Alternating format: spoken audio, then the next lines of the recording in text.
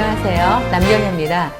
한식 조리 기능사 시험에서 수험자들이 유의해야 할 사항과 감점 요인을 알아보고 여러분들이 합격하실 수 있는 팁을 드리겠습니다. 콩나물밥의 감점 요인을 말씀드리겠습니다. 자, 콩나물밥을 출제가 되면은요. 자, 우선 밥짓기가 중요한데요. 자, 밥쌀은 충분히 불리셔야 되고 콩나물은 꼬리를 꼭 따셔야 됩니다. 지금 꼬리가 없죠. 그 다음에 소고기는 가늘게 채 썰어서 불고기 양념을 해주셔야 됩니다. 그런데 간장을 많이 쓰시면 안 되고 5g 정도의 간장을 쓰시고 밥이기 때문에 설탕을 빼고 불고기 양념을 해주시면 되겠습니다.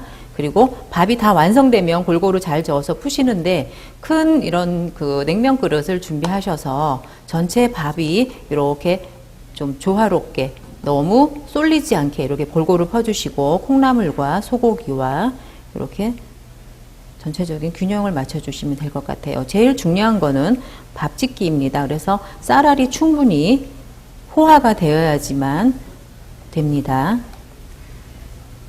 자, 이 작품인 경우에는 불고기 양념을 너무 강하게 해서 지금 밥이 전체적으로 갈색이 나 있는 편입니다. 그리고 너무 불을 세게 하셔가지고 지금 콩나물이 너무 익어서 이렇게 실처럼 됐어요. 그래서 불 조절을 잘 해주셔야 됩니다.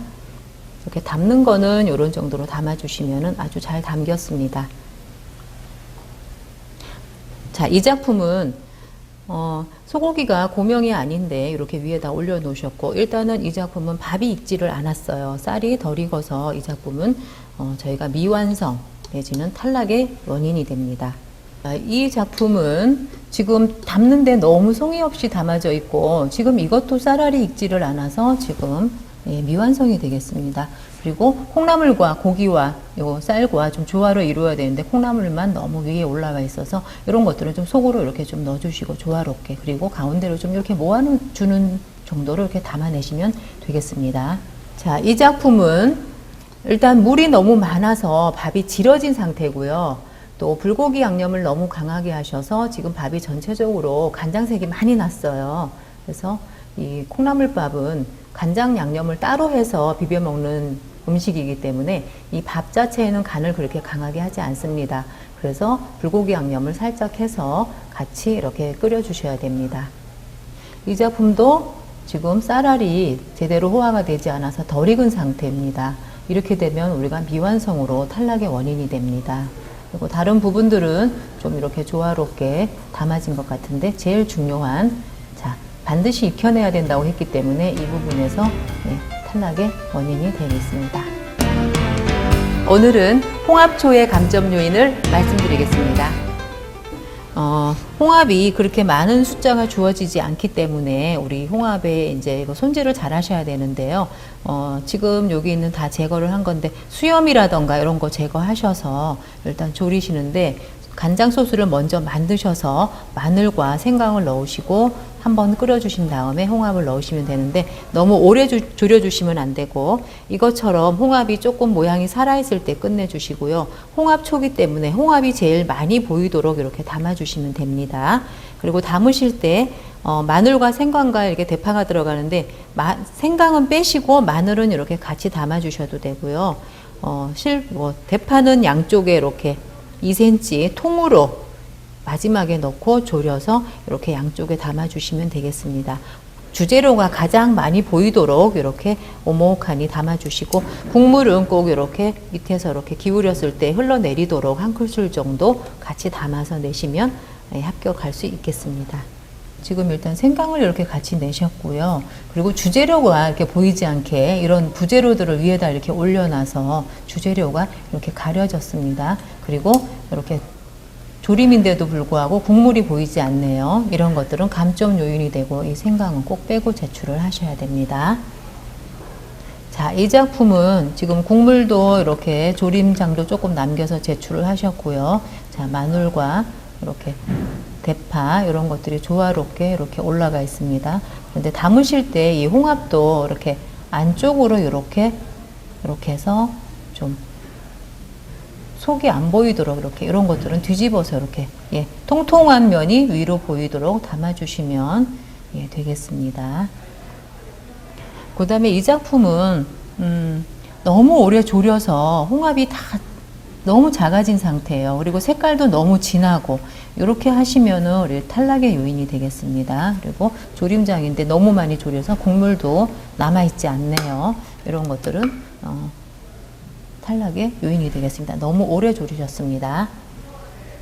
그 다음에 이것도 주재료인 홍합을 이렇게 다 가려 놓으시면 안 되고 이런 것들은 이렇게 옆으로 놓으셔야 됩니다. 그리고 가장 담으실 때 이렇게 통통한 쪽이 위로 올라오게 담으시고 홍합 위주로 이렇게 위에서 보이도록 이렇게 담아 주셔야 됩니다. 이것도 조림인데 국물이 남아있지 않아서 감점 요인이 되겠습니다.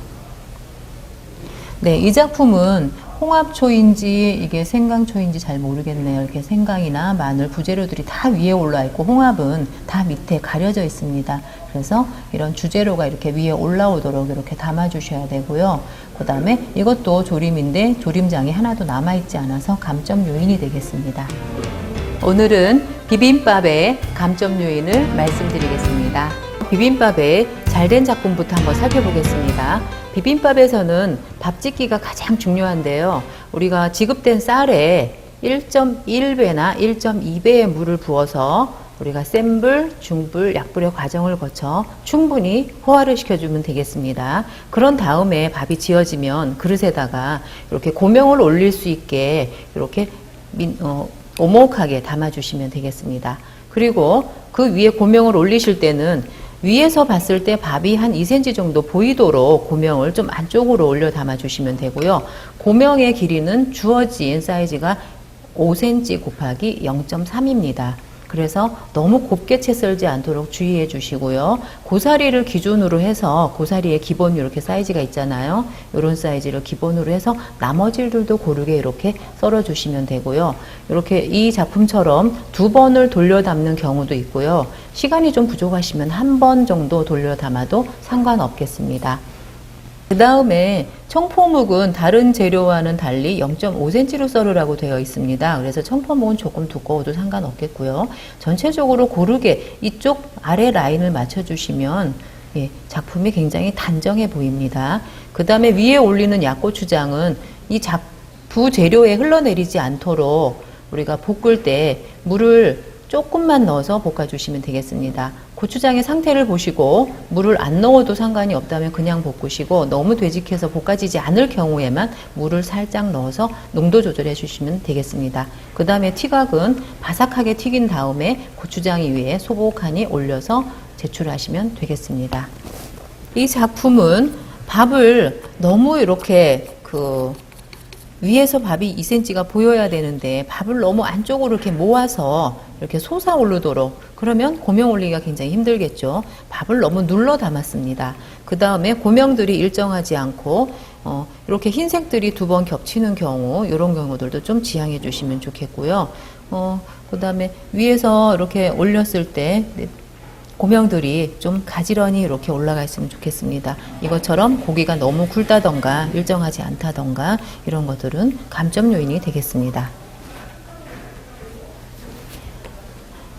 그 다음에 이 작품은 시간이 부족해서 아마 그러신 것 같은데요. 고명을 대충 담으셔서 전부 다 이렇게 흘러내렸어요. 이거는 밥을 너무 오목하게 이렇게 솟아오르도록 담았을 경우에 고명들이 이렇게 올라와 있지 않고 이렇게 흘러내립니다. 그리고 이 청포묵도 너무 굵게 썰어서 다른 것들과 조화롭지가 못합니다. 이렇게 호박을 이렇게 썰었다면 청포묵은 조금 더 굵게 이렇게 썰어서 가지런히 돌려 담아야 되겠습니다. 그리고 약고추장의 경우에도 밥 한 그릇을 다 비벼 드실 수 있는 양을 올려주셔야 되는데 지금 고추장의 양도 너무 적고 지금 보니까 튀각도 생략이 됐네요. 이렇게 되면은 감점 요인이 되거나 탈락의 요인이 될 수 있습니다. 자, 이 작품은 시험장에서 요구하는 사이즈가 5 곱하기 0.3 곱하기 0.3인데 지금 전체적으로 전부 길이들이 짧아요. 이렇게 길이들이 짧을 때는 아주 감점 요인이 되겠죠. 그리고 튀각을 너무 가늘게 하셔서 지금 고추장에 있는 수분을 다 흡수를 해서 튀각에 사라져 버렸네요. 이런 경우도 감점 요인이 되겠고요. 이렇게 백지당 같은 경우에도 이렇게 2cm로 자르셔가지고 우리가 요구하는 5cm에 많이 못 미치네요. 그리고 이렇게 가지런히 좀 담아주셔야 되는데 이 끝이 보이지 않게 이 끝은 이렇게 안쪽으로 모여서 고추장이 이렇게 가려줘야 되는데 끝이 다 보이게 그냥 얹어만 놓은 상태가 됐네요. 이런 작품들은 감점 요인이 되겠습니다. 그리고 이 작품의 이제 가장 단점은 예, 쌀이 밥이 되질 않았어요. 그래서 쌀이 덜 익어서 이런 것들은 감점 요인이라기보다는 이제 우리가 탈락의 요인이 되겠죠. 익혀야 되는 거는 반드시 익혀내야 된다는 예, 유의사항이 있기 때문에 전부 다 완전히 익도록 그렇게 조리를 해서 내시면 되겠습니다. 나머지들은 이 끝부분을 가지런히 좀 이렇게 정돈을 해주셨으면 좋겠습니다. 그래서 이 작품은 밥이 쌀이 요인이 되겠습니다. 이 작품도 밥을 너무 눌러 담아서 이 고명들이 다 이렇게 흘러내리는 이렇게 상황이 생겼는데요. 이 끝은 이 안으로 다 들어가야 됩니다. 그래서 고추장이 끝을 가려줘야 되거든요. 그리고 전체적으로 길이가 너무 길어요. 저희가 5cm라 그랬는데 이거는 6cm 정도 되네요. 이것도 그렇고요.